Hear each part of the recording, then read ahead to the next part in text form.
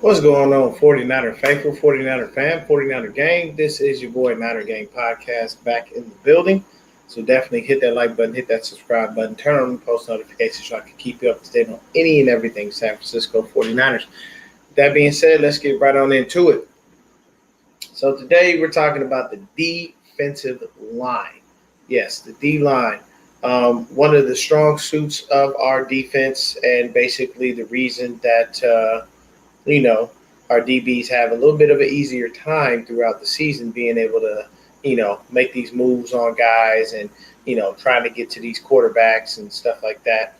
I mean, it is what it is, man. We got to get to the defensive line. So we'll be talking about some guys that are here that we feel that are going to stay. We'll get to the get the fuck out of here section. Hey, mom. So we'll get to that. We'll get to that in just a quick moment. But Pratt, as usual, with all the other videos that I've been doing, I'm going to start at the bottom and work my way up to the top because it doesn't make sense to start talking about the people we already know who are going to be here. I'd rather talk about the guys that we don't know about.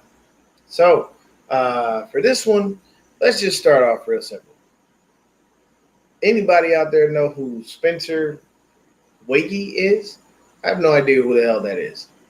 CG Ruthless, yo, Terror Dome. My God, my brother, how you doing, man? I hope you are doing well. Blessed to see you there in the chat, man. I don't know who Spencer Waggy is. That is definitely a name. Like, I literally have to look this dude up because I've never seen him before and I've never known anything about him. You know what I mean? That's definitely someone completely different. I'm trying to see who this guy is. Okay, that's my guy. All right. Terradome helps your boy out with this. DN out of North Dakota State. He's got wow. Hey, what's going on, Bebop? Now you Terradome, I might need to send you this link and you're gonna have to explain that. Oh, so Waggy. Okay. So, yeah, I'm going to need you to explain this, Terradome. I don't know what you're doing right now, and if you have the opportunity to come through and hang out with your boy for a minute, but this ain't going to work for me. I don't know. You are giving him very, very, very big praise right there. So, let me do this real quick for you, TD. I'm going to put that in there if you can, Terradome. Oh. Okay, yeah, I got you. I dropped it just right there.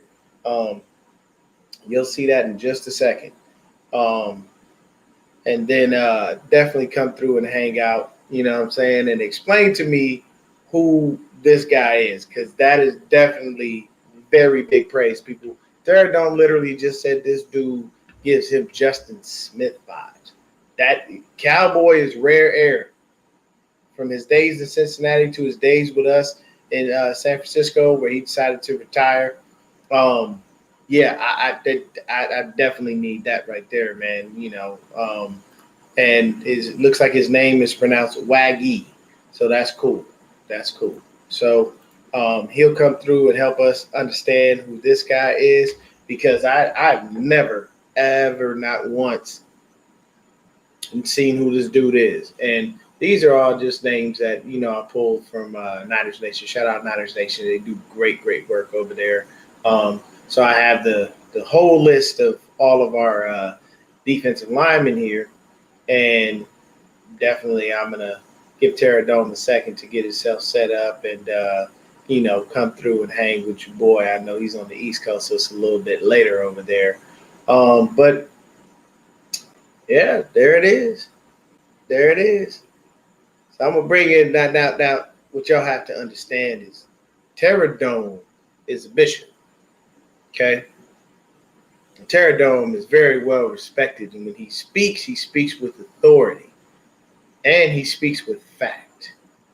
Terradome does not play. He comes to give you the real, and on top of that, he's just a good brother. Like, that I ever meet this man, the first thing I'm going to do is hug him and embrace him, just to see if I can get a little bit of that good vibe, that that good Lord, that Jesus energy, and see if it can rub off on me a little bit because of how strong he is and how stout he is in his faith. And I'm a man of faith myself, so I very much respect how he is able to hold himself down. None other than Terradome is in the building. My brother, how you doing, sir? My man, Dion in the hizzle for shizzle. God bless everybody within the sound of my voice and those who couldn't be here tonight. We're gonna break it down till it need to be broke like an M16 in basic training. There it is. Let's go ahead and do it like we should and like we could. Exactly. Shouting out to everybody in the chat right now. CJ Ruthless, Bebop, Rochelle Brown. That's mom's, man. Oh, That's my mom. God bless you. God hold you, Miss Brown. Oh yeah. Mom will come through and hang out, but I kid you not, 9 times out of 10, she literally will put this video on for my aunt. I'm my aunt's favorite nephew. I am.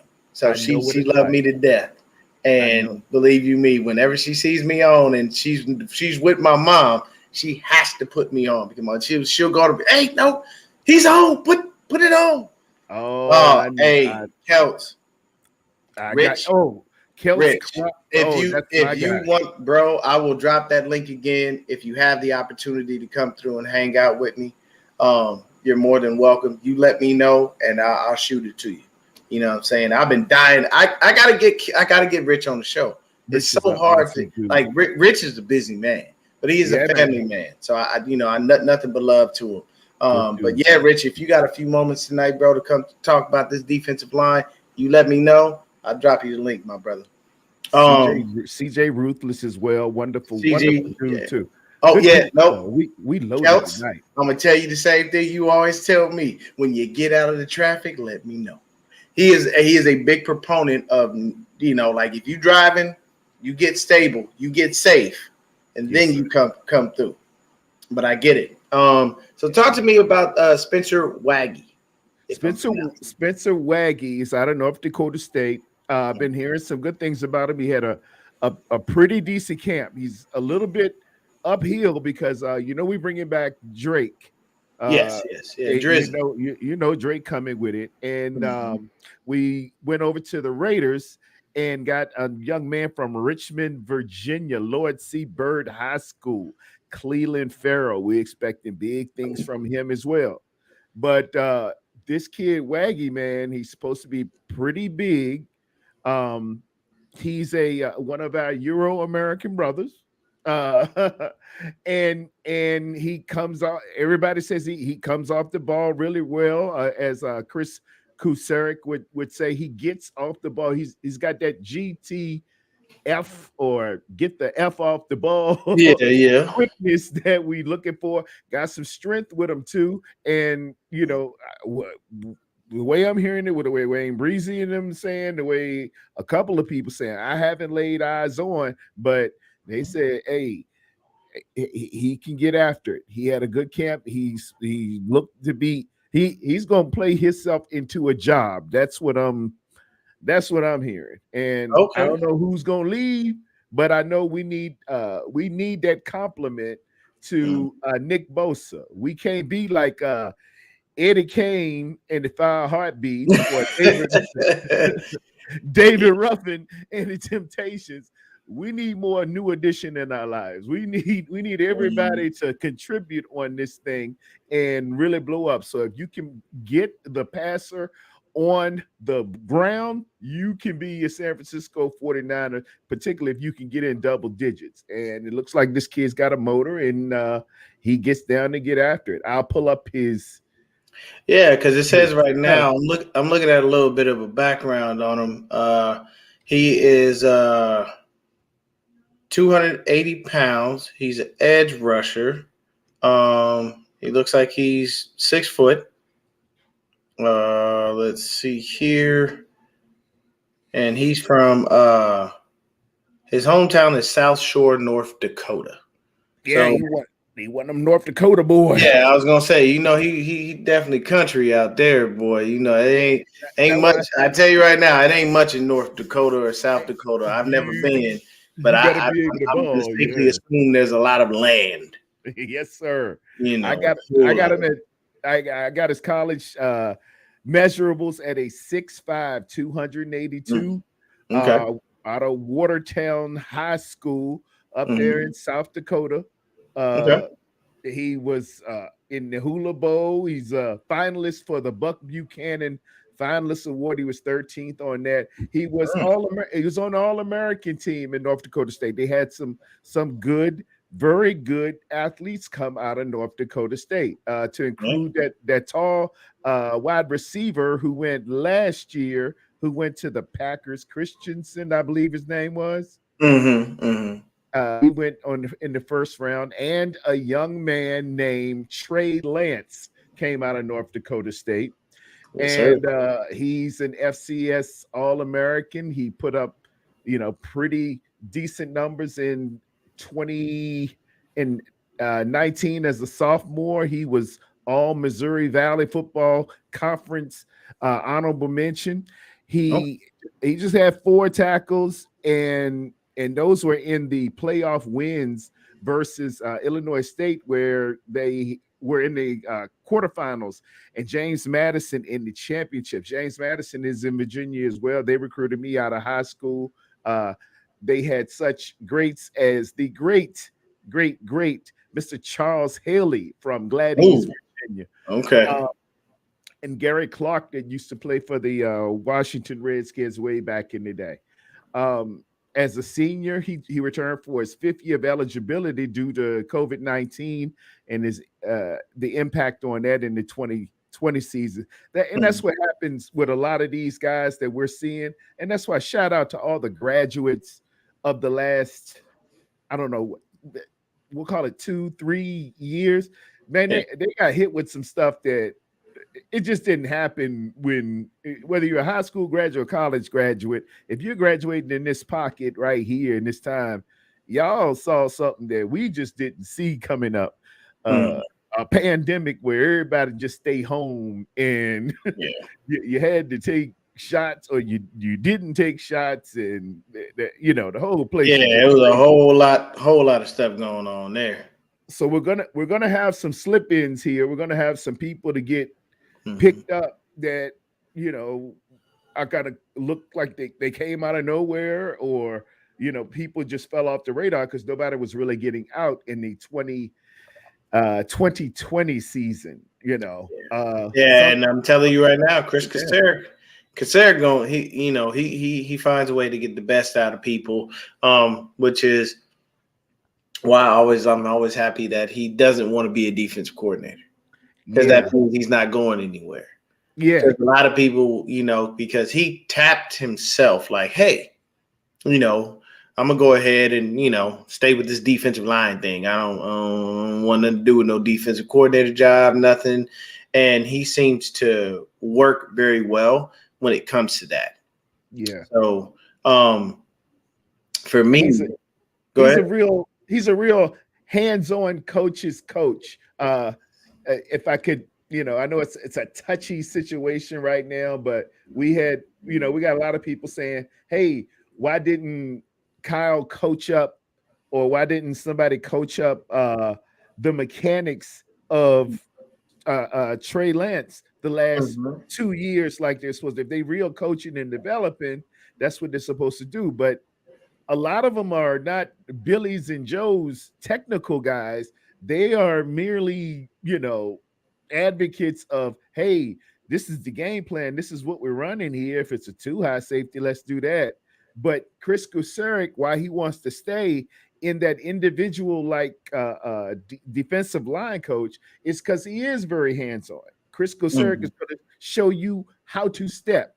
He's going to show you how to move your hips to gain leverage. He's going to show you how to go from, inside gap to outside gap to what's called 2E or 2I on against run zone, and we'll do that. We'll get to that. Yeah. But he gets very technical and in the weeds with his players, and that's really his vein, and that's what he wants to do. Very specific, almost like a throwing coach. Yeah. So you touched on something, and I'm gonna give you this. I don't know if you've seen, how I educate people on Kyle Shanahan and his preference for quarterbacks.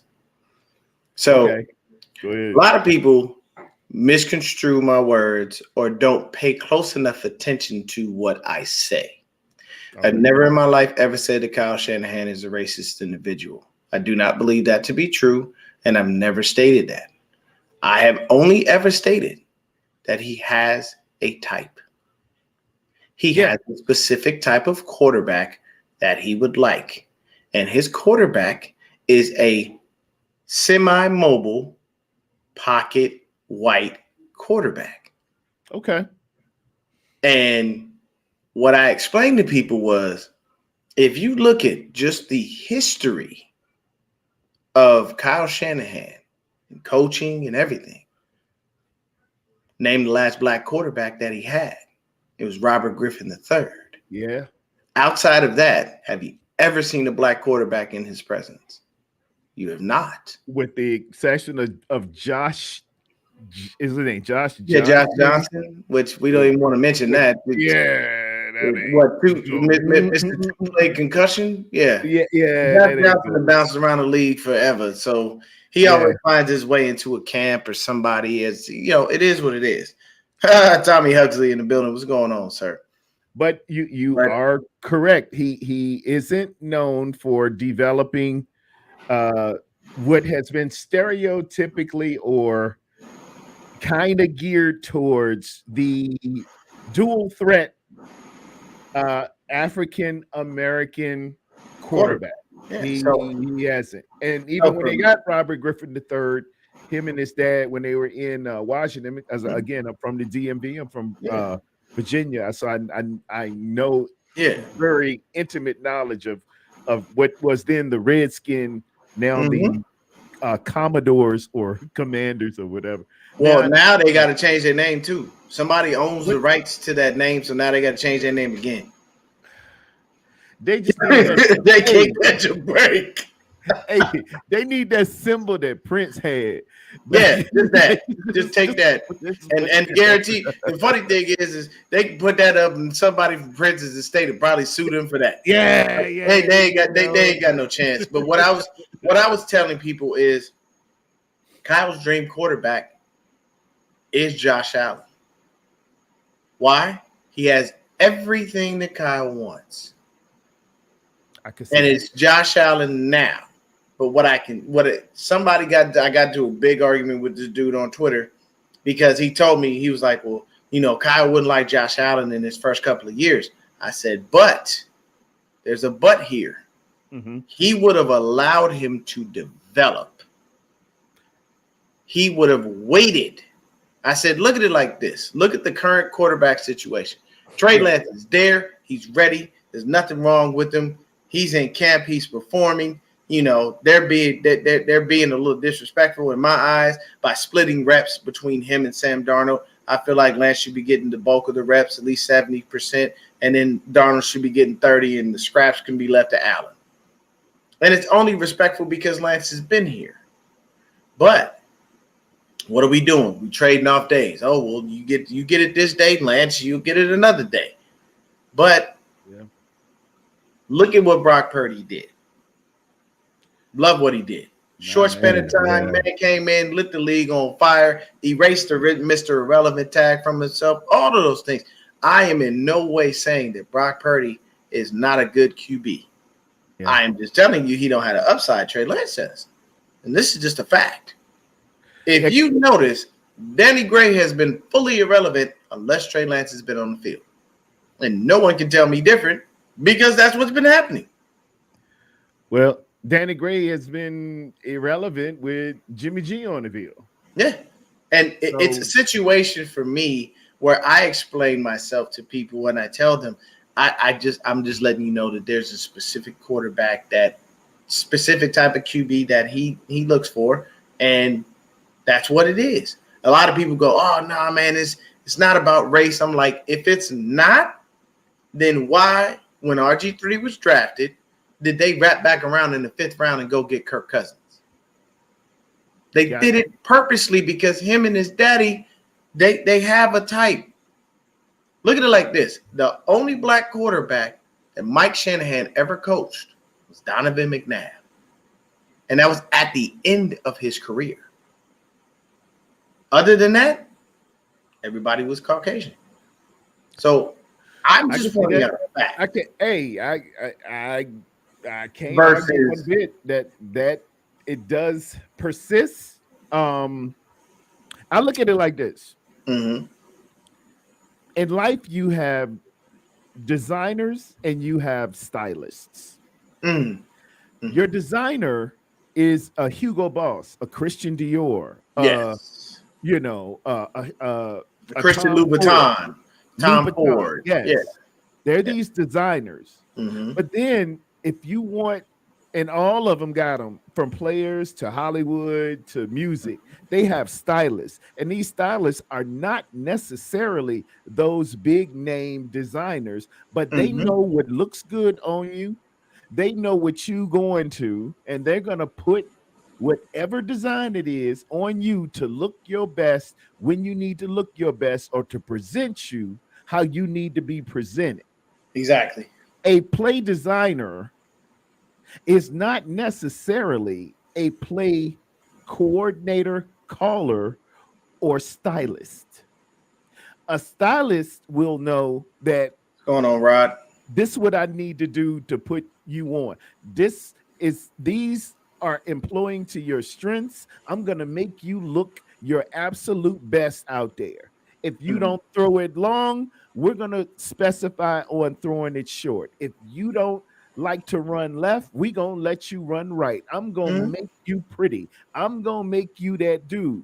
But getting back to Kyle, he's a designer, and there are designers that I truly loved coming up, like a Timberland, like a Tommy Hilfiger, who said, when I designed these clothes and these boots, I didn't necessarily design them for a particular people. Yeah, not for everyone. Yeah. This ain't for everybody. In my mind, I know who I wanted to wear this, and it was not who I am seeing in the streets of Northside Richmond, the Harlem, New York, and Milwaukee, Wisconsin. I'll tell you this, just not to cut you off, but you made a great point. There's a very famous rap label by the name of Rockefeller. Okay, Rockefeller promoted Cristal every single chance they got. Cristal came out and said, "We didn't make this for you. We don't want you promoting our product." So what did they do? They made Armadale. Yeah. And they found a way to get it. Now Jay-Z has his Ace of Spades and all that other stuff. Yeah. But they figured out, these people said, "No, we don't want you representing our product. You forget that." So what they say? Okay. Because if you think about it, throughout history, what have we done? We've always promoted other brands consistently. We love brands. You know what I'm saying? See, a guy like Dapper Dan was forgotten. And randomly, the minute Gucci decides to screw up with the stupidity that they pulled a few years back, who do they decide to employ to go ahead and make things right? Dapper Dan. Yeah. So this is just how things are going. What's going on, Throwback? But what I will say is, I do hope and pray that Trey Lance actually gets his shot, that he can get on the field and prove himself and hold on to that spot and send Brock back to the bench. I do not have any hate for Brock Purdy. If he starts, I'm with it. That's fine. But am I a Lance fan? Yes. I literally, in 2019, was it? No, it wasn't 2019. I think it was 2021. Because that's when we drafted him, right? 2021. Yeah, we drafted him in 2021. What's going on, Dave? So who was that? Brock? No, Lance. Trey. We drafted Lance in 2021, right? Yeah, 2021 was his rookie season. Yes, that was. What I think it was 2020. Because he's been here. No, it was 2021 because the COVID year he wasn't there. Well, yeah, he was not there. Hold on, let me look it up now. Yeah. Go ahead and I'm gonna look it up real quick because I know I got it. He's had 2 years here.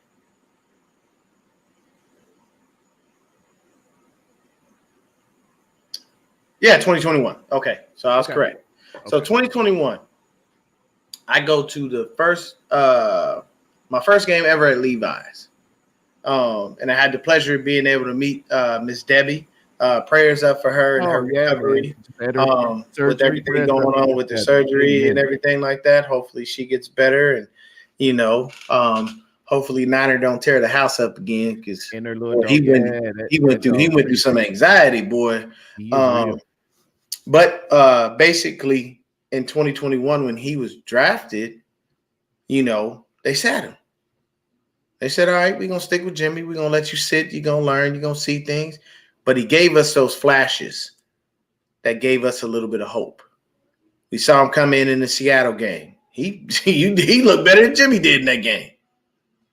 You know what I'm saying? He goes into the Arizona game. He has to play. Worst game plan I've ever seen in my life from Kyle Shanahan. I've seen him pull some stuff off, but this was just an atrocity. He goes into Houston. If he doesn't win that game, we don't get into the playoffs. Don't get in. So my biggest thing with a lot of the fan base is, why are we throwing him away? Why is he now trash, irrelevant, this, that, and the third? And the young man hasn't even gotten a chance to show you what he could really do. And his potential is so limitless that it lends, it should have bought him time. And plus with the fact that you spent all those picks to get him, you truthfully, Kyle, don't want to see what you have. Because I'm going to tell you right now, anybody else in that position that gave up that amount of picks who just moves on from a dude, you're gone. You're gone. You can get fired for that. Because that's a lot of draft capital for us to not have, even though we suck in the first round anyway. Our first round picks are we have missed a lot. Oh my God. And I did videos literally on all of the drafts that we've had since Kyle Shanahan and John Lynch have been here. And go back to 17. I told them to get Deshaun Watson. I'm down here in North Carolina, just miles away from look, there was two. This and see when I gave an in-depth explanation on what I meant by Kyle Shanahan having a type, those were the things I was stating. You passed on Deshaun Watson. You passed on Patrick Mahomes. Yes. You went ahead, you didn't think to get into the Deshaun Watson pool again when he decided to come up for free agency after trying to get out of Houston. Mm-hmm. We all know why that was, but it is what it is. That situation was very unfortunate. But you had the opportunity to draft a lot of talent. And I still to this day believe that he didn't want Trey Lance. I do believe that there were some forces in the front office that were saying, you are not about to draft another Jimmy Garoppolo. We ain't got that. We are not about to do that. You're not about to go ahead and we didn't waste all these picks to go up and get just another Jimmy. That's a waste of our time.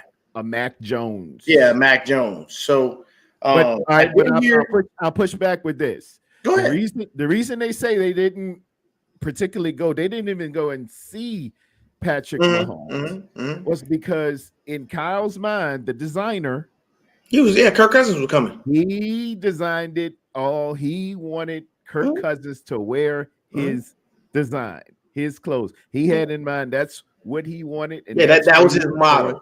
Yes, that was his model, and that's who he was going after. So we negated the fact to go on probably, I know, the best college quarterback of the last 15 years and the best quarterback in the NFL to come into the league in the last 15 or 20 years. And so that was a heavy gamble, and that one did not pay off. And I can tell you this, we had to literally suffer and set a record for most games lost by 3 points or less until CJ Beathard came along and lucked out and won us that Giants game. Then we lost again.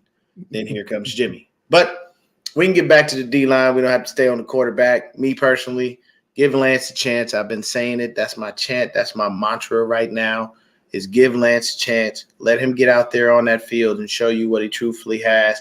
And plus, it's a situation where you don't know how Brock is going to look when he comes back. That's it's like a reconstructive surgery without a full repair. They basically, kind of hooked him up. But I'm not mad at that. It is what it is. So, well, let me just look back for 30 seconds because I'm a Brock Purdy dude. Yeah. Since Kyle Shanahan has gotten here, if we take all the draft capital off the building, if we take all if we go like Mike Tomlin, the great Mike Tomlin says, let's go with a grayless, faceless player. Yeah. This guy behind center who came in against the Miami Dolphins had put up 33 points per game, 33.6. He beat playoff teams. He stood in the hole. He was nimble. He was accurate.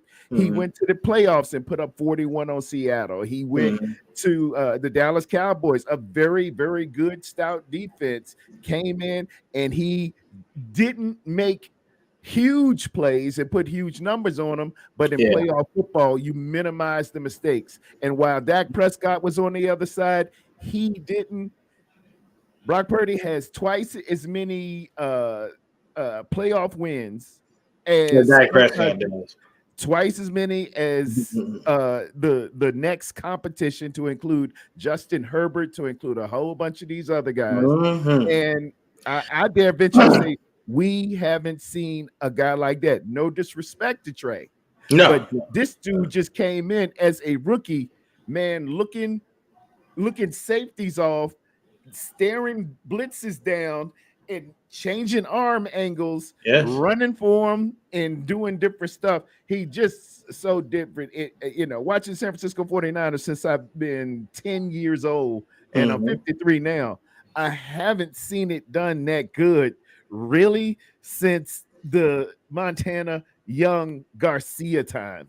Yeah. And when that falls into your lap, no matter where he was drafted, 3rd round, 6th round, you got to give him a look. You got to pay homage and say, wait a minute, we got lightning in a bottle right here. I know what we had planned on, but Sarah in the Bible says, man plans, God laughs. It is. Hey, and really quickly, he can't go to Seattle. Let me tell you why. Number one, we wouldn't trade him in division. Number two, Geno just got that contract.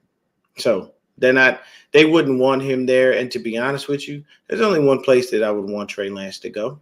Where's that? Only one place. Kansas City? Nope. Where? I want him to go to Washington. You know why?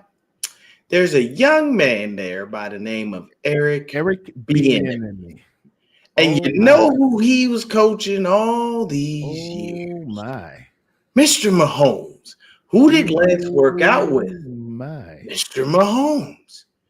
You don't think that he could take Trey Lance and turn him into another Patrick Mahomes? Ooh-wee. I think he could. That is very interesting, Mr. I will tell you this. Strictly, hey man, I appreciate that, bro. Thanks. You know what I'm saying? This one wrap around. But if you think about it, if you put Bieniemy and Trey Lance together and you build the right O-line, you already have, the F1 McLaurin there. That boy, that man got speed. Got weapons. All you got to do is build around him. Got weapons. Oh, my. So that really quickly, interested. Really quickly, we're gonna touch on this. Go ahead. The Neil Hunter and Chase Young situation. A lot of people are saying that we should go after, one or the other. Let me tell you this: We have enough injury-prone players on this team, and we have been injury-prone throughout the whole Kyle Shanahan, John Lynch era. I want nothing to do with Chase Young. It's no disrespect to the young man. I hope that you wind up staying healthy and become a Hall of Famer. I am not wishing any ill intent on that man at all. But I'm just telling you right now, I'll take Danielle Hunter. You know why? He's proven. And I know when he come off that edge, he gonna be fine. And the thing is, I can use him as a situational pass rusher. He doesn't have to be in on every down. Yeah. But if I have a line with Danielle Hunter, Eric Armstead, Javon Hargrave. Yeah. Also on the other end, Eric Armstead and Bosa. I'm worried about that. No, I'm okay. I'm perfectly comfortable. I would love for us to pick up Yannick Ngakoue, because if I have Yannick and Bosa crashing from the edges and Javon and Eric coming up that gut, you have nowhere to go. I like it. It's going to collapse from the outside too fast for you to try to roll out. And those big hogs coming up the middle, and people forget, we all talk about BA and his long-ass arms. Eric Armstead got some long arms too. And I got to push back a little bit on Eric Armstead, man. To be 6'7" with reportedly a 34-inch vertical, we should have more passes batted down by Mr. Armstead, man. People don't get their hands up, man, and that's what hurts. They don't get their hands up. Just can't stand that. It's like the tall dude in high school who can't play basketball. Who didn't play basketball. Yeah. Oh, speaking of basketball, shout out to my alma mater, Palisades Charter High School. All right. We just got two of the dopest recruits. Oh, my God. Yo, Palisades basketball is about to be right back on the map. I love it, my boy. Shout out my boy AC the Barber. One of my best friends, man. He's a brother. I've known him since sixth grade, man. So that's my dog. But really quick, the next guy up on the list is T.Y. McGill. Now, I like T.Y. I like what he was doing because I believe he was in Minnesota. I like him. I like him as a hog in the middle. I like him as a backup because he's a guy that can give one of our guys a little bit of a rest, let him catch a breather. But in that instance, if we're facing a very heavy run team, he's right there because he's really good on those rundowns. You know what I'm saying? He's good on the pass too, but he's better when you're trying to run up that gut because he'll stop you. This is my matrix too for internal linemen. Mm-hmm. Internal linemen, and I haven't found advanced stat for this, but sometimes they're not gonna have big sacks. Yeah. They're not gonna have a lot of tackle for losses and a lot of some total of tackles. I wish there was a matrix that could measure how many times they demand a double team. The guys that demand a double team in the trenches are everything to this defense because our linebackers are the true heroes of this defense. And I played linebacker in high school, college, and at JUCO as well. The number one thing I have to have is somebody that can occupy two linemen, demand a center and a guard, demand a guard and a tackle, so I can run sideline to sideline. We got Mr. Fred Warner, we got Mr. Greenlaw, and we're probably gonna have McCrary Ball in there. Sometimes we're gonna have to replace Aziz, but they've got to demand double teams.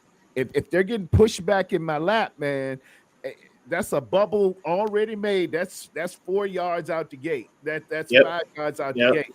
But when you occupy what we call the LOS, the line of scrimmage, and you can hold them down, anchor them, and don't let them off, oh, bruh. What Shaquille O'Neal say, that's barbecue chicken. That's barbecue chicken. I'm coming in behind you. Yes, I'm coming nasty. I'm coming furious, and you will know my name after I hit them. Just hold them up for me. I will be there. Oh, yeah.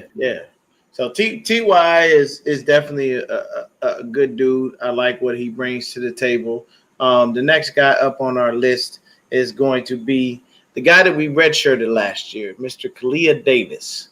Now, I've been hearing some good things out of OTAs and a couple of good things out of our little mini camp that we had. But he's a big question mark for me because I don't know what to expect really.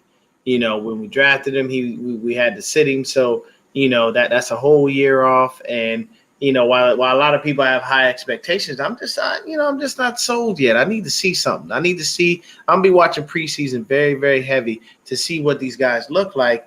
And how far they actually make it, because it can be a bit of an issue when it comes to that. Rich had to actually put up a question here, and I'm trying to put it up there. There we go. So it says the 49ers haven't had two players in the same season get double-digit sacks since 98. It's been that long? Oh, my God, that has been that long?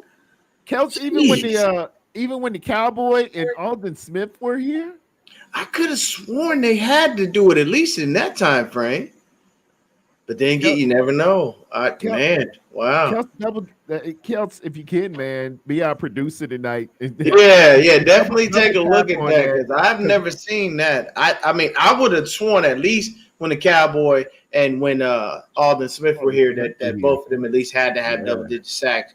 Because that's what? So that was 11, 12, 13. I think 11, 12, 13. Yeah. Yeah, because Harbaugh was here when they were here. I missed. Yeah, so I'd have to look that up to see what that would be. But basically, it's just a situation of that is a ridiculously long time not have two people in double-digit sacks. Because even in 2019 when we had our run, I believe Armstead was the one who got in double digits, and then right behind him was Buckner. Depot was here then too. It's getting me back to who was here in 98. Was that Bryant Young and Jesus, that was a long time ago. Yeah, that was way back. I know we had we had T.O. and them back then, I think. All right, so I'm gonna look. You know what? Now, see, he done got me curious now. So I gotta go ahead and pull these stats up now. I gotta look and see who it was. So I'm gonna go back to 2014 just for the moment. Let's see. Go defense. Let's see. Oh man! And the first name I run across, Terradome, is the guy who decided to retire on us, but I respect it. Chris Borland. Man. That young man would have made a hell of a middle linebacker, boy. Come on. He would have made a hell of a middle linebacker. We still in our lineage, we still probably the most prominent linebacking team in the NFL. But with Chris Borland, that thing would have never stopped in terms of having probably the top one or two linebackers in a core in NFL history. We had like Takeo Spikes, we had Chris Borland, we had Patrick Willis, we had the great Navarro Bowman, and then we come into Fred Warner, and in these years with Greenlaw, we just had a lineage of linebackers. Maybe because we had Mike Singletary here at one time as well. I don't know what it is, man, but we get linebackers here in San Francisco, and this is the backbone of the defense. I'm just biased, y'all. I'm a little biased. I love cornerbacks too, because they switched me to safety when I was at JUCO.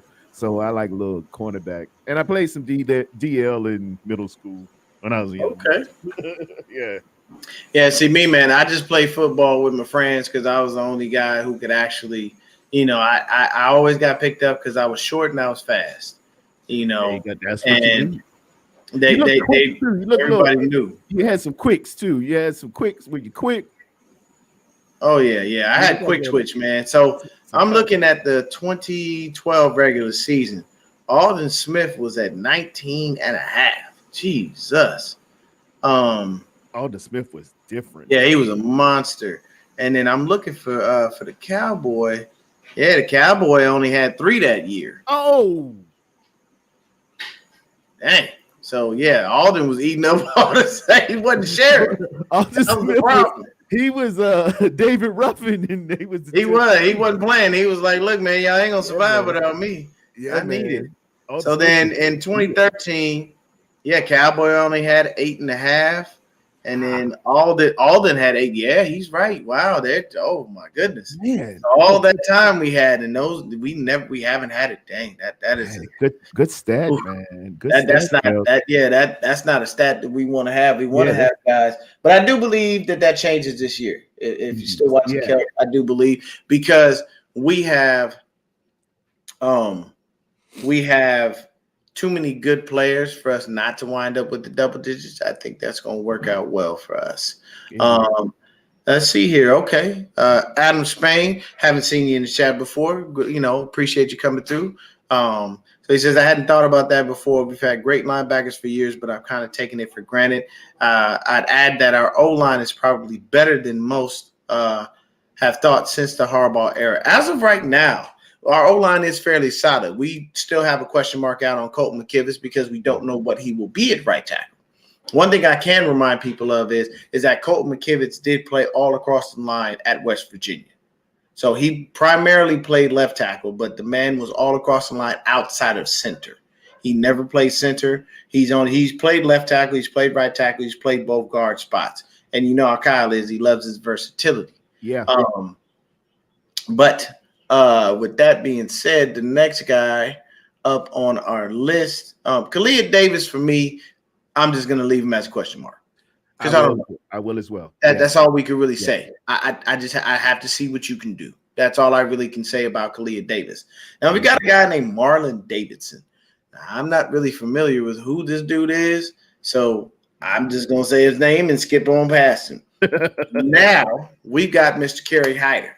Hyder is a mainstay with us. He was with us before. He wound up doing the same thing that a lot of Kocurek coached defensive linemen do. They come here, they get their 5, 6, 7 sacks. They go elsewhere, they get paid. They don't look the same, and then they wind up coming back to us for the most part. I do believe that Hyder is definitely a good addition to the team for his knowledge of the way that Kocurek likes to run things, along with the fact that he seems to impact things the way that we would like it. I wasn't necessarily a fan of them replacing Drake Jackson with Hyder toward the end of the season, but now I know that they're saying there were some conditioning issues with Jackson and his body wasn't, necessarily built to hold up all season long. But now he's definitely back on the right track there. But I do like Kerry Hyder, and I love him as a rotational piece. I got his stats pulled up right here, man. Kerry Hyder initially started off with the Detroit Lions for the first 3 years. Didn't really have very much production. Went to Dallas for a quick minute. Didn't have very much there. His most productive season, 2020 with the San Francisco 49ers. 49 tackles, 30 of them were solos, 19 of them were assists, and 10 tackles for losses. This includes 8.5 sacks. 8.5 sacks. He went away, tried to get the bag, which I totally understand. Get your money to Seattle, and things kind of diminished to a point of 33 tackles, 20 of which were solos, 13 assists, and 1.5 sacks. I think that's a half a sack. Now he's coming back, and he was there for only 1 sack last year, but only started 1 game last year as well with a 19-10-9 in terms of combos, solos, and assists, and 1 tackle for loss. So,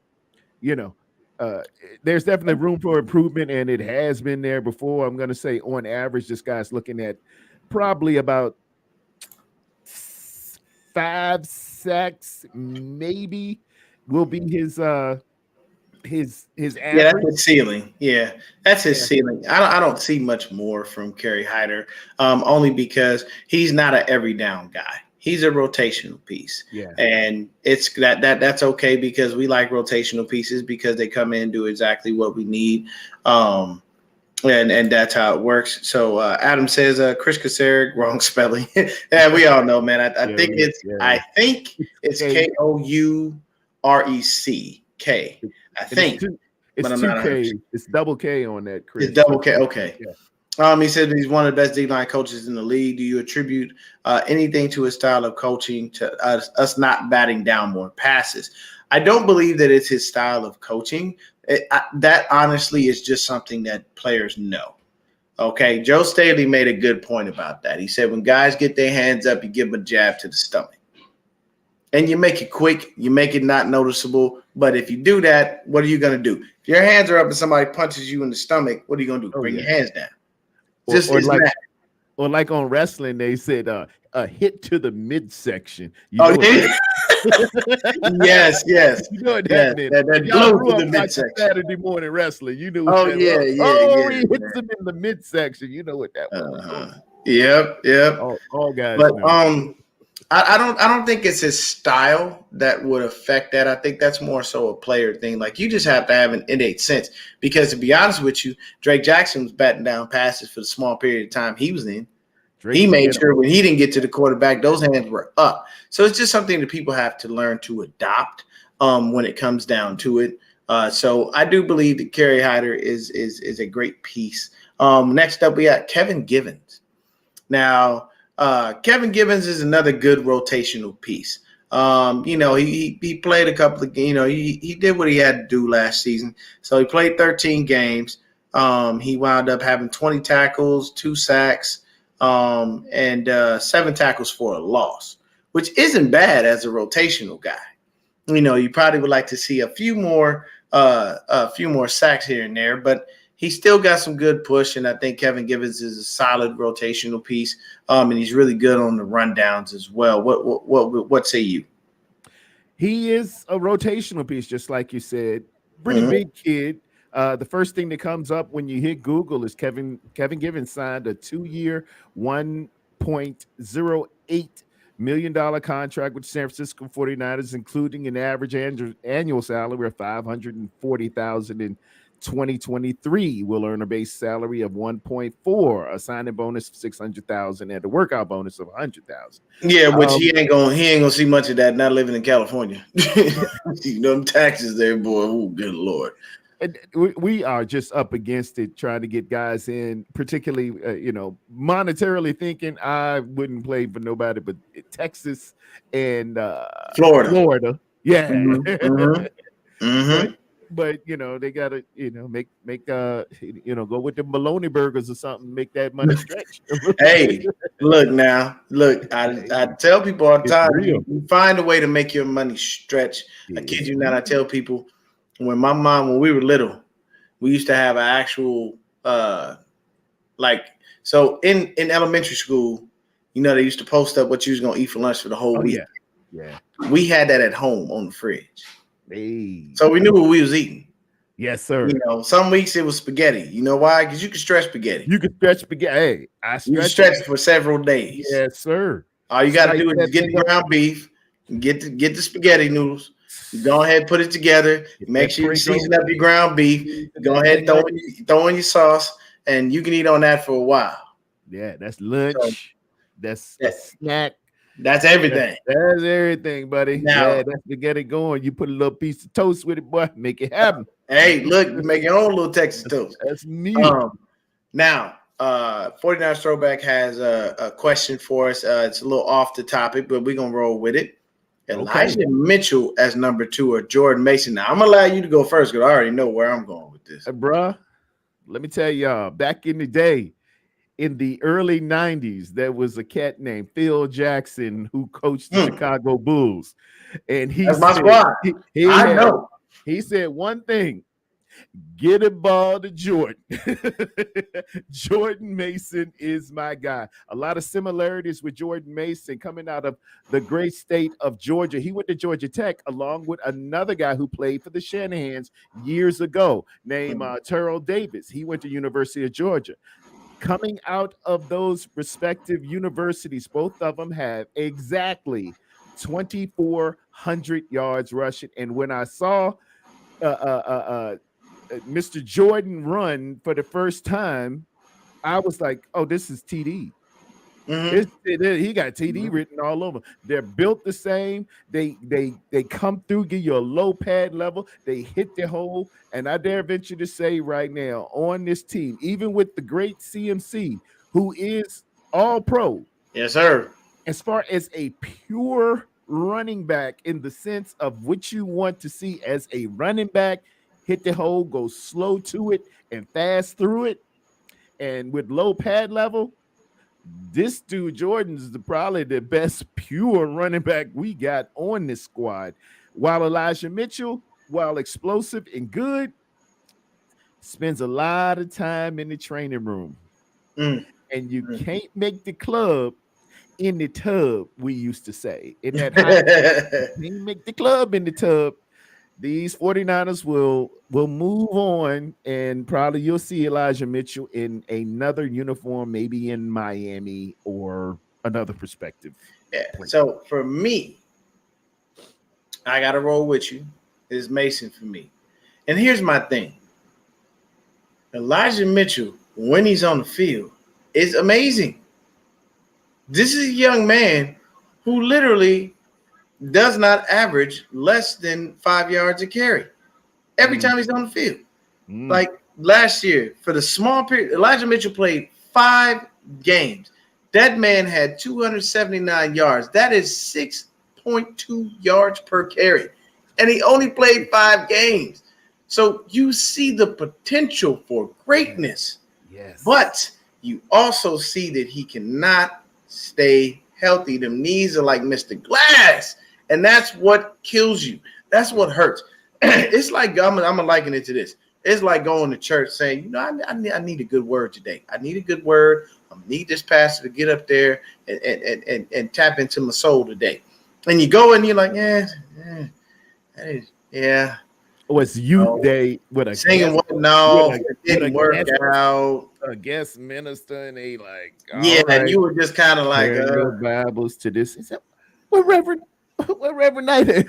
Right here, you start looking, and I'm like, this is what happens with Elijah. He hurts my heart because I know how great he could be, but I have to go with Mason. And the number one thing that all of us as fans can actually agree on: keep CMC out the middle. Damn it, stop it. Put outside receiver. I don't care what. CMC is not to go up the gut. Okay, because CMC has had in the past a few injuries and whatnot, so you want to make sure you keep him healthy. But I think that Mason would be that guy. But let me just throw this last rebuttal on that. That daggone CMC, fellas, I'm gonna be real with y'all. I got a book up here by Tim Grover, the trainer of Michael Jordan and Kobe Bryant and Dwayne Wade. And he says it's 3 types of professional athlete. They're the most elite of the elite. Yeah. They get to this level and they're either a cooler, a closer, or a cleaner. And the difference is the coolers are happy to be there and they just want to get their check. They'll probably stay on the bench. It's okay. It's cool. The cleaners are pretty good. You know their name. They could be superstars and they could be real good. But I'm sorry, that was a closer. But a cleaner is borderline obsessed with being great at their craft and will wake up at 3:00 in the morning when the rest of the world is asleep, and they will begin a workout. They'll arrive 2 hours before, there will be 2 hours after practice, and they just tune their bodies to the most relentless piece of machinery there can possibly be. And they are your Jerry Rices. They are your Michael Jordans. They're your Kobe's. They're your Dwayne Wade's. And I think we got this in CMC. Yes. And what CMC likes to do, like what Jerry did, he likes to warm himself up in a lather, his perfectly tuned body in a lather. And he kind of demands, hey, keep me in there. Let me get 20 carries. I feel good with it. I'm getting stronger with it. And he just likes it. So sometimes it's going to seem like we're running them into the ground, but like a good thoroughbred, like a good old Toyota back in the day, Toyota Celica, Toyota Camry, that thing ain't getting up until 100. I do you one better, like a 94 Honda Accord. Like that 94 Honda Accord. Yeah, I tell you, that car will never die. Thing got something in it. Something, I don't know what they did, but they made that car just not to ever die. I don't know. It just goes. But the next guy we got up is Alex Barrett. Alex Barrett, if I'm not mistaken, was our was that him? No, that was not him. It was who was that who saved us in that Green Bay game? Was it Barrett? That was Willis. That was Willis. That was Jordan Willis. Okay. Jordan Willis. I was that in was Green Bay that night. Yeah. So Alex Barrett is here. We know he's another good rotational piece. I like Barrett. You know what I'm saying? He's pretty good off the edge. And to be honest with you, the number one thing I like about Alex Barrett is his stance. He's got both hands in the dirt, and it looks like he's just looking to take your whole he almost looks like a sprinter, minus having the hand back. But when he get out there, he get out there. And I like him as a rotational piece. What say you about Mr. Barrett? I think at best he'll be a rotational piece. It's just so many coming off that edge. Again, I mentioned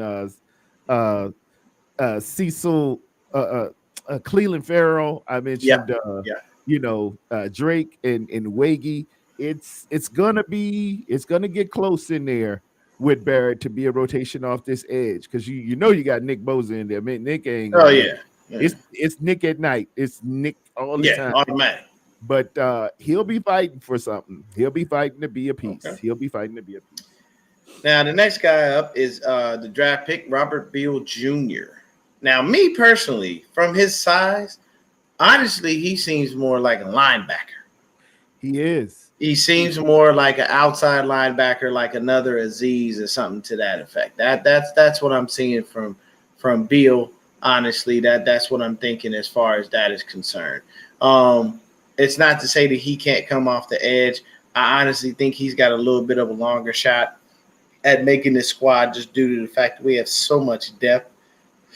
And even when you're a fifth, sixth round pick, usually those guys are where we hit, and that's where we find our diamonds in the rough. But I'm gonna do the same thing for him that I did for Kalia Davis. I just gotta wait and see. Nothing overly spectacular throughout his college career. He did good, but it wasn't anything crazy. What's going on, media? 49ers media. Yeah, but what say you about Robert Beal Jr.? Kind of the same. Listed at 6'4", 250, which is, I think it's in the vein of, and I hate to bring up, speaking of availability, but D Ford. Mm-hmm. They're thinking D Ford-ish. A lot of he's got some quick twitch, supposedly, quicker off the ball. They really like to get up on him. He hasn't had the big success, particularly being at University of Georgia. He was a fifth rounder. The good ones got taken first, second, and third round, and they just have, they had a bounty full of great players at the University of Georgia, particularly the last 2 years. But if he can develop it again, it's got to be that Kuseric magic on it to get the most out of it. I'm going to be watching him this preseason. If he can do it, great. But he's up against it. He's up against it because he's, like you said, he's a little undersized. And not only is it just going to be pass rush rotationally, like on third downs, third and three and above, he's got to be able to set that edge sometimes. Because when I look out there and see something skinny, I'm checking out of that thing, and we're going red light, 22 gap, and that sniffer's coming down line to bust him. So he's got to hold that edge like a Ekubon or who was the other one? It's, we had Key, Ekubon, and Arden Key.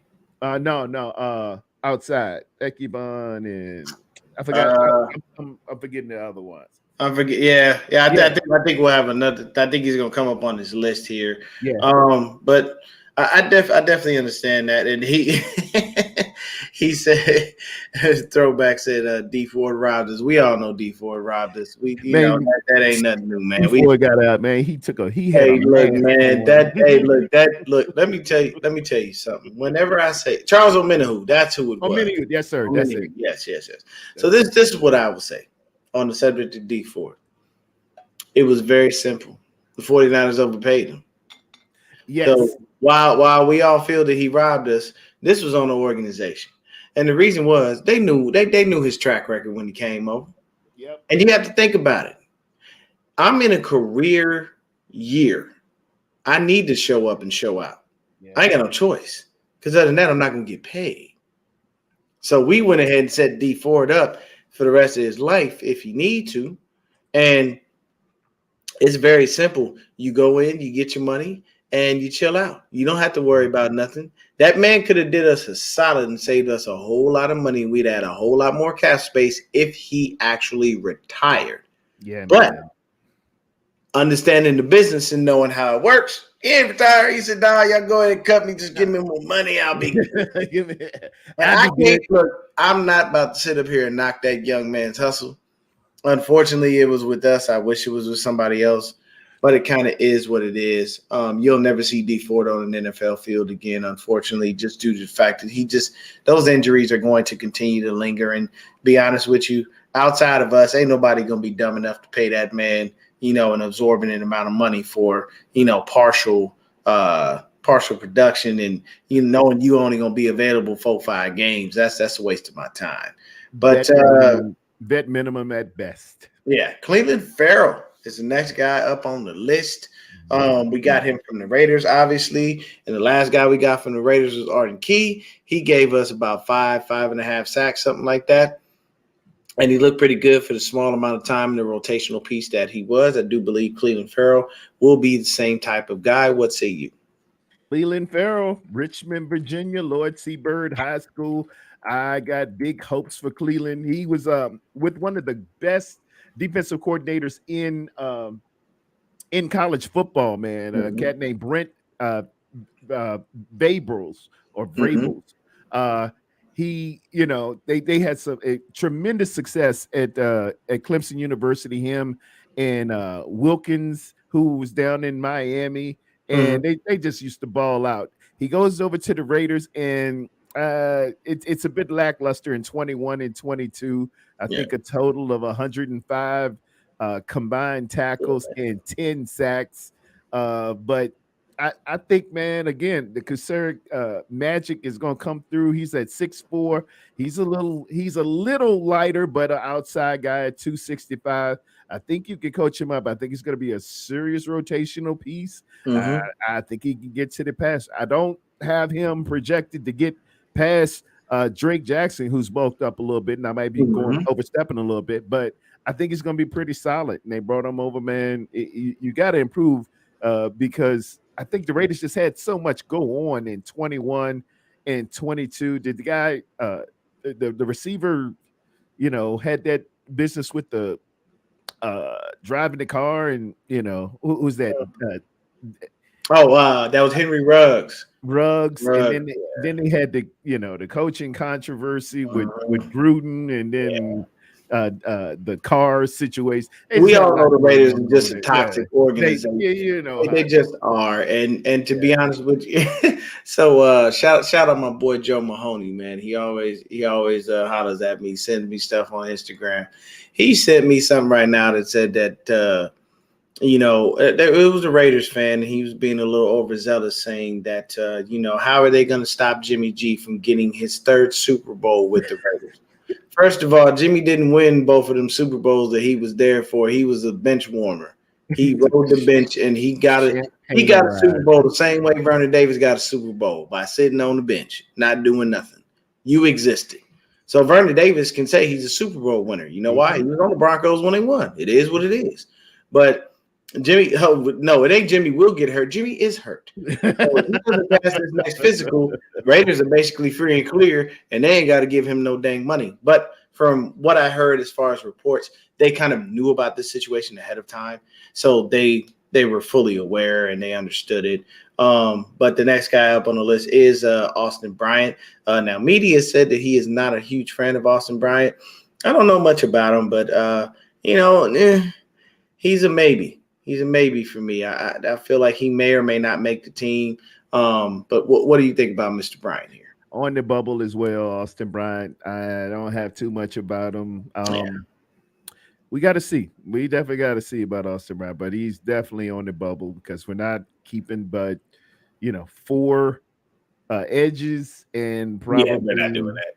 3 or Yeah, we'll keep guys that can move around and rotate, but I don't think he's gonna make it. Now, this next guy, I done given up.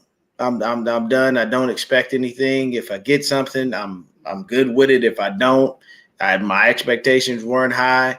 I look at this guy like an absent father. If you come and you hang out with me, all right. If you don't, still ain't about to hurt my feelings, one way or the other. And we all know who I'm talking about, and that's Mr. Javon Kinlaw. Now, let me explain this. I've said this a million times over. I will continue to repeat it so nobody gets anything I say twisted or misconstrued. I have nothing against him personally. You cannot stay on the field and be healthy and produce for this team. I will treat you the same way I treat anyone else that can't do that. Goodbye, good riddance. They did not, when everybody was talking about, are they going to pick up BA's fifth year or Javon Kinlaw's fifth year? I was like, it's a foregone conclusion. It's obviously Brandon Ayuk. Why would we pick up Austin? Why would we pick up Javon Kinlaw's fifth year option when he's done nothing to warrant that? I mean, at least if you would have gave us like 6 or 7 sacks per year since you came in off being a first round pick, you could warrant, saying, hey, man, pick him up fifth year. But he hasn't done anything. He hasn't been healthy enough to stay on the field. And from what I'm hearing, he looks a little bit lighter.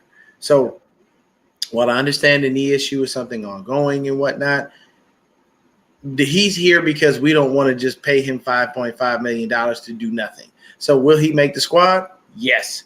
But he will be a rotational piece behind Javon Hargrave. So Javon Kinlaw is going to be pretty much a rotational piece, and they'll keep him there because they're not going to give him that money for free. The only reason they're giving D Ford that money for free is because we all know he can't stay on the field. But like I said, I've given up. If you get something, you get something. If you don't, it is what it is. How do you feel about it? I echo the sentiment of, again, you've got to be able to demand a double team and hold the LOS. Yes.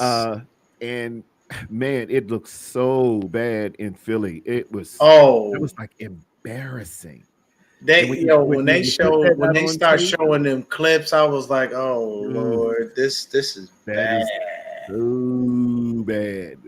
That means it. And I know we might be highlighting somebody's worst, but what happens, fellas? You do this stuff on tape, and it is like chum in the water of sharks.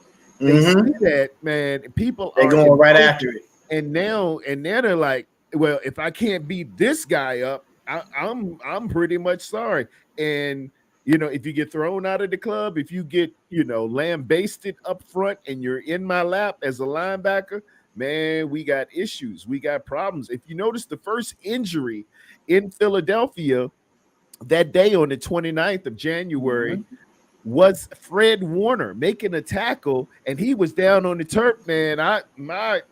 My throat went into my chest then when I saw Fred Warner down. And it's because when you don't have the linemen up front, man, keeping that stuff off you, and you got to catch guys, man, he can tear your shoulders up. And like you mentioned, the chronic issue with the knee, it just can't get right. If y'all are familiar with the movie Life, it was a dude named Can't Get Right. Can't Get Right, yep. Can't Get Right on there. And there's an wasn't that Bernie Mac?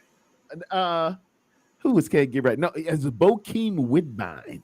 Oh, yeah. Man, great actor too. Great. Yes. He usually plays thug number 1, but it was Bokeem Woodbine who couldn't get right. Yeah. But could hit that ball. He could hit the ball.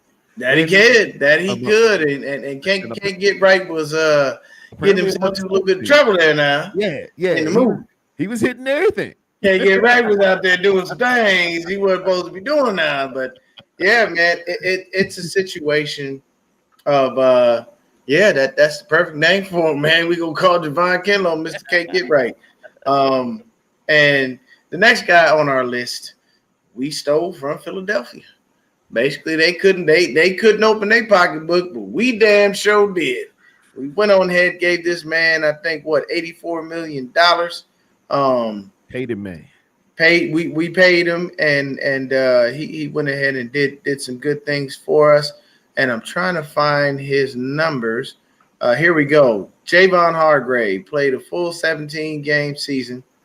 He had 60 tackles, 11 sacks, 10 tackles for a loss, 2 passes defense, and he had a forced fumble and 2 fumble recoveries.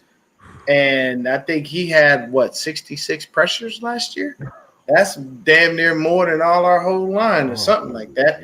But fantastic addition. I expect massive, great things from him. I anticipate him next to Armstead. I anticipate Armstead going back to 2019 when he had Defoe next to him. And I anticipate this young man to do some real damage. So yes, Celts, I do believe that we might have that several people in the double-digit sack. It may be Bosa and Hargrave. It may be Bosa, Hargrave, and Eric. You never know. What do you say about Mr. Hargrave? I love the addition. I do. Oh boy, when they said this one, it is nothing like. And I grew up in the era of the Dallas Cowboy 49er rivalry and the Dallas Cowboy Washington Redskin rivalry. It's nothing like taking from your rival, your rivalry, and adding on to yours. It's like a double whammy, a double win, double score in Scrabble. This dude is a menace. His body composition, and not to be stereotypically or body shaming or anything, but he's built very heavy down low. It's like moving that big trunk that your grandma might have had, that credenza that was in, that shrunk with all the clothes in it. And she just said, baby, I just want you to move that on across here. Right. She made it seem like this was just the simplest thing to pick up. And next thing you know, you go try to pick that thing. Boy, you almost full of muscle. You better get your back right. You better bend at the knees. This guy is a menace, and he can be a bowling ball with knives. Yes. He's going to come downhill. They don't want none of him. He gets, man, I love to see TFLs in that column filled up, man, and he gets tackled for losses. That tells me at his 3 technique, at his 1 technique, he can hold the LOS, demand a double team, and he is active. He is ready. He's coming with it. That's a piece that we've been sorely missing. You're going to see something different with this San Francisco 49er front 4 this year, I promise. Yeah. And the next guy up on our list is Mr. Armstead himself, Eric. We all love him. Really good dude. And the one thing that I will say about Eric Armstead that's very underrated is his work in the community. Eric Armstead is always up for Walter Payton Man of the Year because of what he does for his hometown of Sacramento. Yes. He loves those kids. He comes in, he provides books, he provides laptops. Like, that man is a true philanthropist. And I really appreciate him as a human being. Yes. For what he does for his community. Like, when people talk about giving back, it's like, yeah, man, I instantly think of him. So that just him as a man, as a person, he is a wonderful human being. You know what I'm saying? Now, last year, let's see what we got from Mr. Armstead. I'm trying to find him. So he only played 9 games. He had just 11 tackles. He didn't have no sacks. No. You know what I'm saying? Like, he didn't really do a whole lot. Yeah. And it was very lackluster. But I expect this season to be a lot different. I expect him to be healthy, and I expect him to be able to put on a replica of at least 2019 with at least 10 sacks on the year with all the help that he has, because Eric performs better when the people around him are better. If it's just him by himself from a football standpoint, he's going to have a hard time trying to create a lot of pressure and trying to create those sacks. So what say you about Mr. Armstead? Well, I can't disagree with what he's done in the community. Wonderful man. Anytime you're involved with the Walter Payton Man of the Year, it says a great deal about your character, a great deal about your leadership, a great deal about your heart. The problem is, I got to have it between the lines, and you got to say something to me that makes you worthy of the, I think it's a $17.5 million My matrix is this, man: demand double team, tackles, sacks. That's what you're supposed to be compensated with as a defensive interior lineman. That's how we do it here. You project it. If you look at market value on Spot Track, I tried to say, why is this guy worth 20 million and this guy not worth but 14 million? Well, they have advanced metrics. I got on an Excel sheet and said, well, for a position, what they're looking at is what you have averaged the last couple of years to what you're projected to do this year. And there is a big devaluement of Eric Armstead. You're not. We got a leak here. We got an efficiency leak, and I don't know if we need to renegotiate or or something, but he has got to get. I'm hoping he's we call him either a partier or a party starter. Obviously, he ain't a party starter. A party starter is like me. I used to MC. I come in wherever I'm at will be the place to be. I'm gonna come in and jump this thing off. A partier will kind of like how you said. If everybody else is cool, then they cool. Yeah. I can make it okay. I can dance if everybody else dancing, but I ain't gonna be the one to come in and start the dancing. Exactly. Yeah. When you make it 17 mil a year, bro, you better be a party starter. Yeah, you better get out. You better get out there on that floor and boogie. You better do something. I don't care if all you got is a two-step, baby. Side to side, do something. Turn that Chubb Rock up or turn that daggone Nipsey Hustle up. Let me show y'all how to do the Dougie or something. You got to dance, bro. You got to dance. And again, you can't look, man. What they say back in the day? Get your back up off the wall. Yeah. Can't add that. Exactly. Dang. Come on. Like it's literally forcing you. It's like, dang.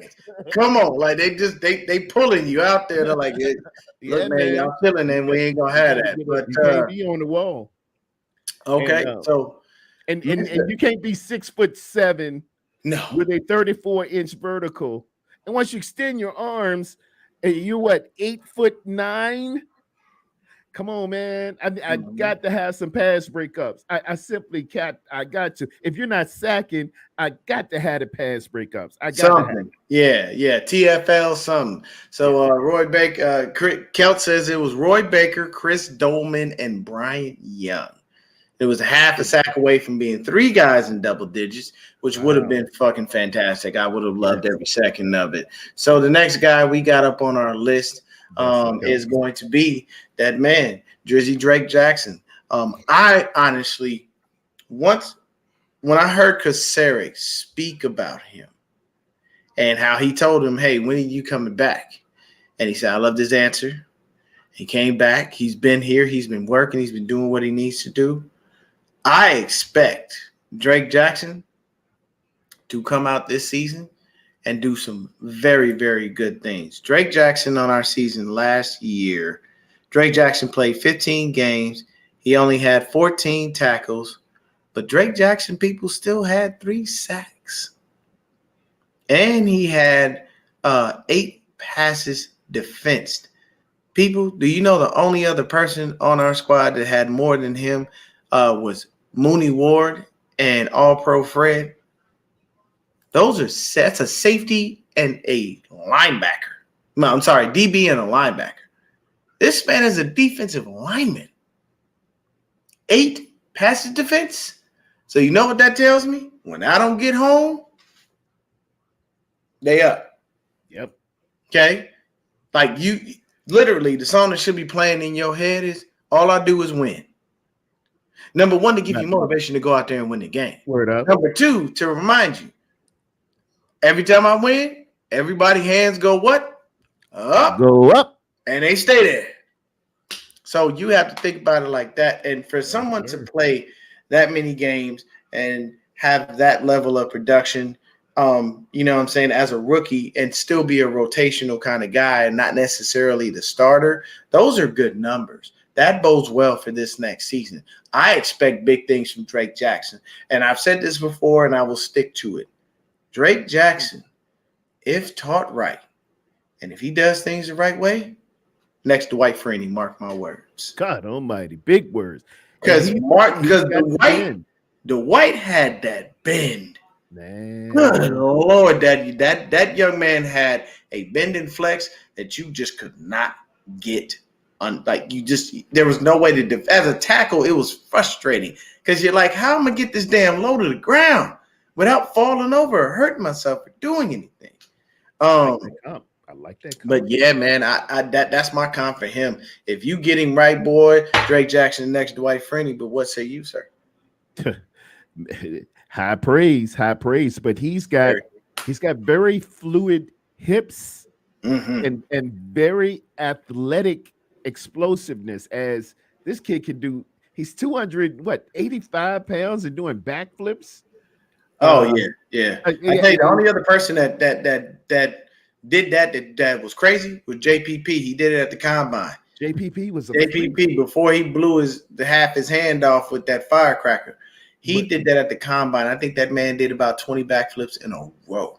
And somebody that damn big shouldn't be that damn athletic. And when they are, you take full advantage of stuff like that. That is insanity. That's shark level, man. That's shark level. That's jumping out that water and getting bird shark level. I'm excited for the kid. They asked him to get stronger, and he made it his mission.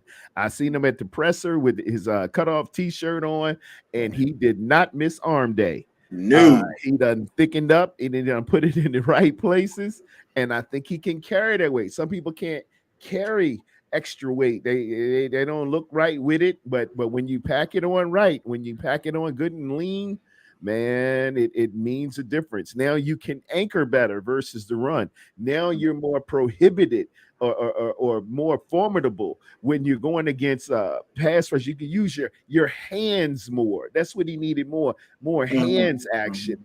And just like I said, when I didn't see the antithesis of Arik Armstead, he puts his hands where my eyes can see. There it is. That bus, boy. That's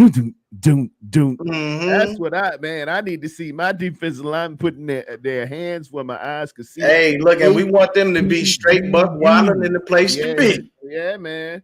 If you can't get there, put your hands in the air where I can see. And I like this kid. I like what I see. I like his dad as well. I think that's important, man. His dad kind of came up a Raider fan, but he rolling with the 49ers.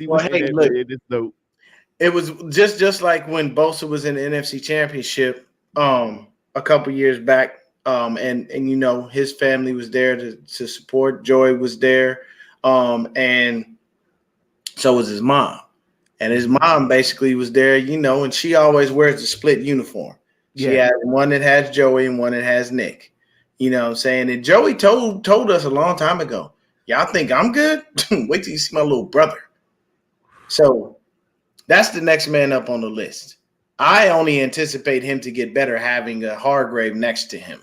And, Nick Bosa does what he does every single year. He does everything that we ask him to do. Nick Bosa played 16 full games. He had 51 tackles. That man had 18 and a half damn sacks. He had one pass defense and he had 2 forced fumble. So that tells you where the bulk of our sack production comes from. And it's fantastic, but we're going to need to spread that out a little bit more. If Nick want to give us 18 and Eric and Javon want to give us another 10 to 12, you know what I'm saying? And that means Drake can even give us 5 to 8 and we still be solid.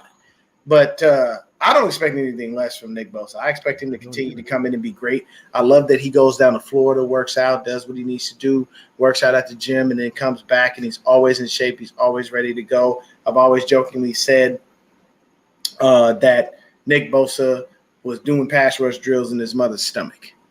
Yeah. So I have kids. And you know how pregnant women will always say, oh, my God, it's sitting on my bladder. They pushing on my ribs and this and that. Nick was probably in there doing all kinds. She was probably, and because that's what her womb just seems to naturally produce, she probably just got used they to it. come out the womb. You know what I'm saying? He probably came out of there, you know, trying to sack the doctor for all I know. Them in that Watt family, this is what they do. It's in the genes, man. It is. The Mannings throw, and these kids pass rush. Yes. From my understanding, you can catch him just doing it at the door, which I used to do as well. I found out these little idiosyncrasies on stuff. I'm always, just doing a quick move and just doing a swim and doing a push off and or like they said about Russell Wilson, he'd be at the mall in Richmond, Virginia, at Regency Mall where we used to go, and I would act like I'm returning a punt sometimes with all the traffic coming your way. I can always duck, dodge, put the brakes on, and do. Some people just love it. They love ball, man. They love ball. Pause. They love ball. They just do. Yeah. And this guy's got football is life for him, man. Like literally, and I know I make fun of him when he talks. Because he literally talks like an football kind of guy. He's so mellow. Like when you can ask him a seriously deep question. Like when they asked him about getting paid, he goes, I don't think I'll get what I deserve. Yeah, we'll take care of that. Yeah. Like just so once you sitting there like, okay, this dude definitely knows something that we don't. Yeah. And we're definitely dumb for not understanding his level of intelligence, but it is what it is.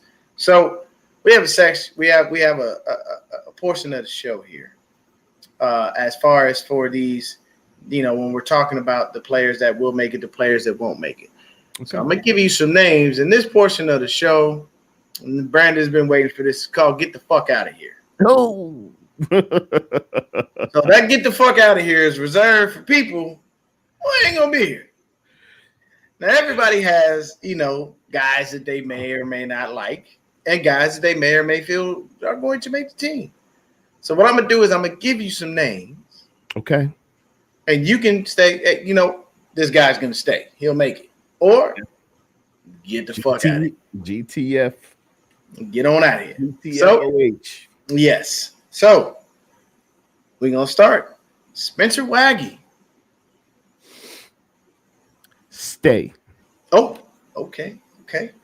All right, we got to stay. T.Y. McGill. Stay. Okay. Kalia Davis.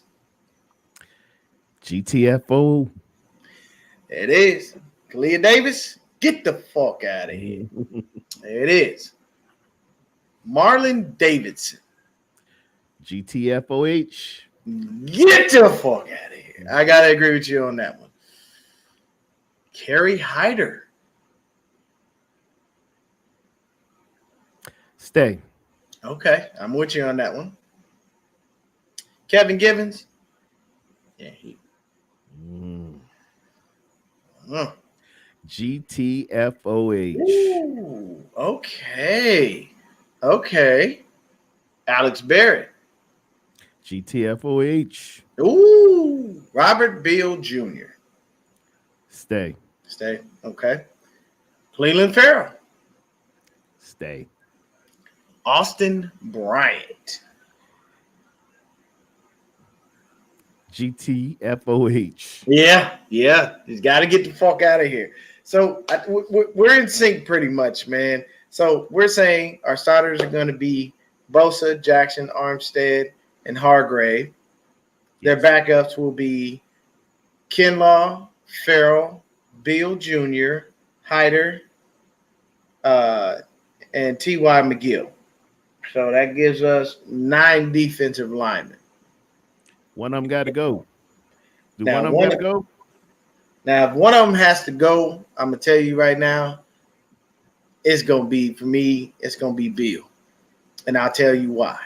All right. You're built more for another position. And though they may like what they have seen in you, I don't think he's gonna cut the mustard. I don't see it. For me, it's Beal. But who would you let go of out of those guys? From pure performance, we got to part ways with Mr. Kinlaw. It is. It is. I agree. Yeah. I agree wholeheartedly. Well, everybody, thank y'all so much for tuning in. This has been a fantastic show. Been hanging out with my brother Terradome. We will continually do this again and again. Thank you for And having me, brother. Thank you, man. It's I always appreciate wonderful you for kicking it coming with through, you, knowing man. praise about you, man. Yeah, I appreciate you for coming through, man. I really do.